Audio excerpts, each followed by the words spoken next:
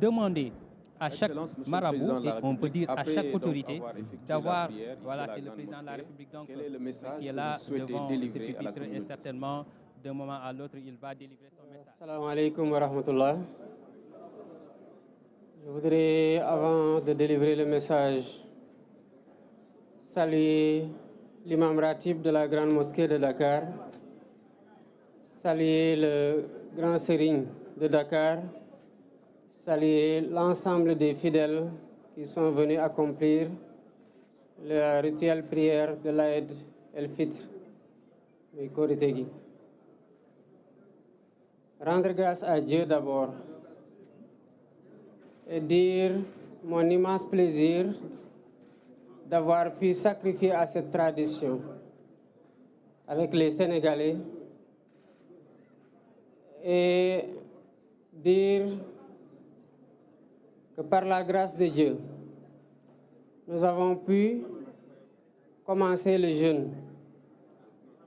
faire une campagne électorale paisible au Sénégal, faire une élection calme et sereine au Sénégal et choisir dans la paix le président de la République. Ce qui nous a valu le respect et l'admiration du monde entier. Rendre grâce à Dieu dans ce mois béni de Ramadan, qui est un mois de communion, de dévotion multipliée, mais surtout de dévotion acceptée et bénie. Priez que toutes ces dévotions-là soient la garantie d'un Sénégal de paix, d'un Sénégal d'unité, d'un Sénégal de cohésion sociale. Dire le pardon que j'accorde à tout le monde et demander de chacun et de chacune le pardon. Et demander à Dieu, subhanahu wa ta'ala, de nous pardonner tous et d'accepter notre jeûne et nos dévotions durant ce mois béni. Le Ramadan est un mois de convivialité et de solidarité. L'imam Ratib l'a rappelé dans son serment, l'importance de la solidarité, l'importance de la générosité entre concitoyens et l'importance de la consolidation de notre précieux vivre ensemble à travers cette solidarité agissante entre musulmans, mais aussi entre musulmans et catholiques, et plus globalement entre musulmans et tous ceux qui ont une autre confession. Nous devons dire que le Sénégal est un pays qui est un et indivisible. Il est de notre responsabilité collective et de notre responsabilité individuelle d'entretenir ce vivre ensemble qui fait la stabilité de notre pays que le monde entier nous envie. Le Sénégal est un pays de grands hommes de Dieu, de grands hommes politiques. C'est un héritage sacré et c'est un héritage précieux que nous avons le devoir de perpétuer. Je voudrais, avant de terminer, rendre un hommage appuyé à tous ceux qui nous valent la satisfaction des titres que nos enfants remportent à l'échelle internationale dans les concours de récital du Coran. Je veux citer tous les maîtres coraniques, quelles que soient les conditions dans lesquelles ils enseignent le Coran. Je veux citer tous ces imams ratibs, mais je veux surtout citer les grands hommes de Dieu, à savoir les khalifes généraux. Quelle que soit la confrérie, il reste qu'ils sont tous khalifes dans la confrérie musulmane et plus globalement dans la religion en voulant intégrer le clergé. Je voudrais saluer et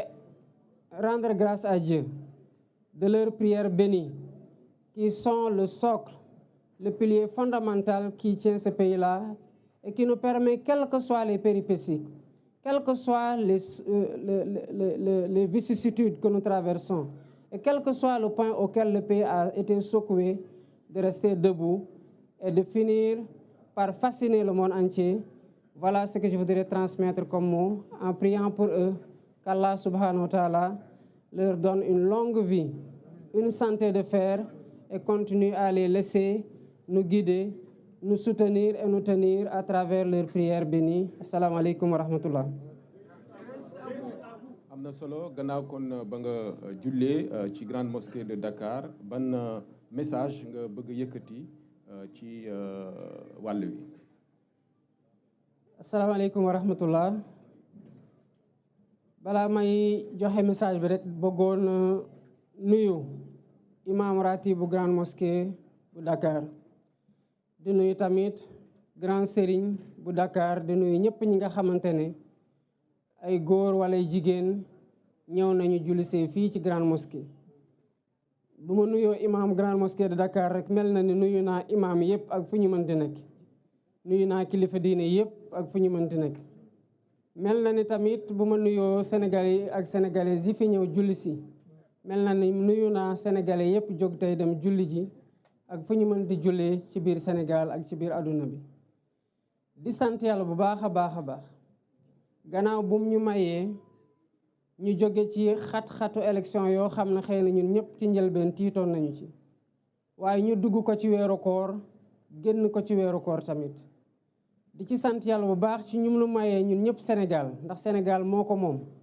ndam li nga xamante ne doonte xëy na am na ñu amoon tiis ak njàqare yàlla may nañu ba ñu génn ci jàmm am élection boo xam ne àdduna yëpp jaaree na fa gën a naw Sénégal.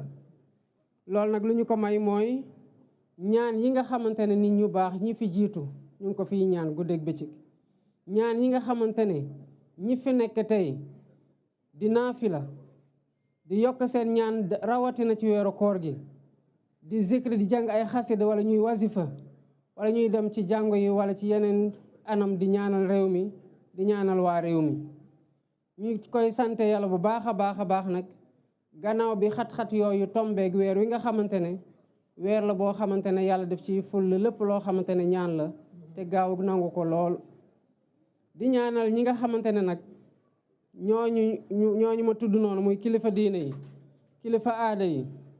muy sénégalais yeeg sénégalais yëpp ak fépp fuñ di nekk di ñaanal réew mi di jóg guddeeg bëccëg suba ngoon di ko def di leen sant ci ndax ñoom ñooy li téye réew mi ba nu ñuy jaaxle ñaan yooyu rek mooy li nga xamante ne moom la ñuy mën a expliquer luy tax Sénégal du tabbi ci guuta. waaye nag looloo tax tamit Sénégal ay nit ñu màgg ay nit ñu baax yàgg fee dund yàlla wàccee leen fi muy xéewal ci réew mi te ba fu ñu toll nii ñu nekk fi wéy di ñaanal réew mi ba réew mi alhamdulilahi rabil alamin am nañ loo xamante ne àdduna yëpp moo ñu koy ñeewant moo ñu ciy ñee bëggoon ko am te xëy na ñëpp amuñu ko. bëggoon tamit balaa may jóge ci kilifa diine kilifa aada yi ak ñëpp ñi nga xamante ne ñooy def loolu sant bu baax a baax nitu daara yi sant bu baax imam ratib yi ndax su ma tuddee imam ratib bu grande mosquée de Dakar mel na ne tudd naa imam ratib bu mosquée jàkka yëpp ci biir Sénégal ak jumaa yëpp ci biir Sénégal. waaye dafa am loo xamante ne ndam la ci ñun te doomu Sénégal yi yàgg di jóge fii dem jongante ci tarig alxuraan indi ay raaya te loolu ñoom lañ koy sante quel que soit nag jafe-jafe yi nga xamante ne ñu ngi koy am ci bu ñu dee jàngale alxuraan di ko def ci ay nit di defar nit ñi waaye di def ci ñoom tamit xam-xam. weeru koor nag da di weer goo xamante ne weerug cant la weerug jàppalante la weerug suturalante la te sénégalais yàgg nañ ci jàppalante yàgg nañ ci suturalante te jàppalante googu la imam doon wax sànq ci xutbaam ne mooy li nga xamante ne moom la diine woote te xëy na sax moo tax diine bokk na li tax diine jóg ndax jàppalante boobu mooy tax ku am jafe-jafe doo ko yëgee ni noo ko war a yëgee ndax xam nga ne am na koo xamante ne mën nga weeru ci moom ba mu sedd ci yow wala mu oyof ci yow. di ñaanal Sénégal di ñaan Sénégalais yi tamit ñu ñaanal Sénégal continuer di ñaanal Sénégal ndax fii la ñu amuñu feneen bu méttee fii la bu neexee fii la lu ñuy sàkk muy suñu njaboot fii lañ koy sàkki niñ ko jàppee nag ay nit teg ko ci suñu loxo ci jàmm noonu la ñu war a jëlee tamit te waxuma président de la République waaye sénégalais yi fii dund yëpp dañoo war a sénégalais yi ñiy ñëw ëllëg ñu liggéey lu tax bu ñu ñëwee ñu xam ne Sénégal gi génération ba génération ku ci nekk def nga ci sa wàll ci jàmm ak jàmmal ba joxe ko ci joxe loxo yi ci joxe ko ci yeneen loxo ci jàmm ñooñu continue tamit di jàmm di dox jàmm di wax jàmm di def jàmm pour Sénégal yi fi nekk yëpp mën a am jàmm. kon maa ngi baalu ñëpp ak ñi ma xam ak ñi ma xamul ñi ma tooñ ak ñi ma tooñul sax di baalu tamit ñëpp ñi nga xamante ne tooñ naa leen ci li ma yëg ak ci li ma yëgul di baalu sax ñoo xamante ne tooñuguma leen te di ñaan yàlla mu boole ñun ñëpp baal. asalaamaaleykum wa rahmatullahi taala wa barakatu.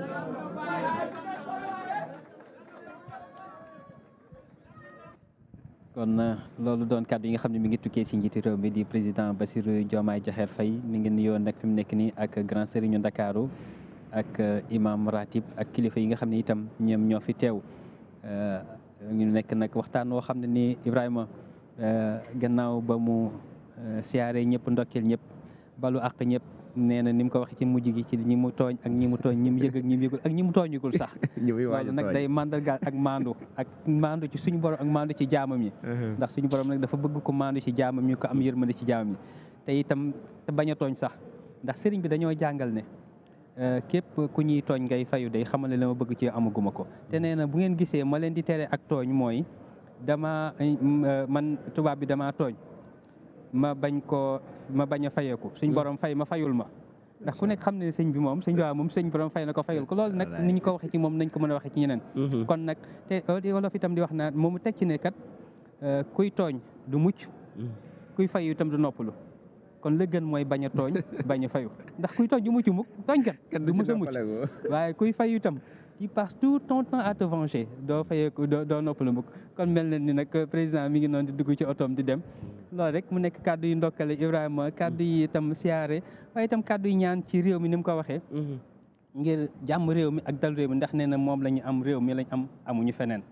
te nee na ñii ñëw itam war a ñëw ndono li bu koy suñ borom dogaleeg jàmm war na ñëw teg réew mi ci loxo yoo xam ne loxo yu sell la loxo yu set wicc loxo yoo xam ne itam jub ak jubal ni mu koy junjee. Effectivement sëñ Xaali moom il est dans la projection déjà mu ngi xalaat ne tey li nga xamante ne moo tax ñu teg ko fii xam na ko et il en est conscient ba tax na déjà muy xalaat ne balaa bu yàlla defee mu fiy jógee fas yéene na vraiment def loo xamante ne dinañ ko rafetlu ba mu transmettre pouvoir bi ci anam gu rafet comme niñ ko joxee kon nag moom déjà conscient na ci li nga xamante ne mooy force Sénégal mooy solidarité bi conscient ne Sénégal dëkk gëm-gëm la fàttali na li nga xamante ne moo di alxuraanu karim bi nga xamante ne depuis des années des siècles et des siècles ñu ngi koy jàng ci alxuraan mu rafetlu succès bi nga xamante ne doomu sénégalais yi ñu ngi koy am biti réew ci concours internationaux yi nga xamante ne ñu ngi koy organiser donc mu fàttali loolu fàttali solidarité vivre en commun bi nga xamante ne moo war a jëmal Sénégal mais sëñ Xaali dañuy profité ci antenne bi rek am une pensée pieuse à l'endroit des illustres disparus xam nga ci kanam tuuti rek dinañ dem ci levée du corps ki nga xamante ne moo di l'ancien premier ministre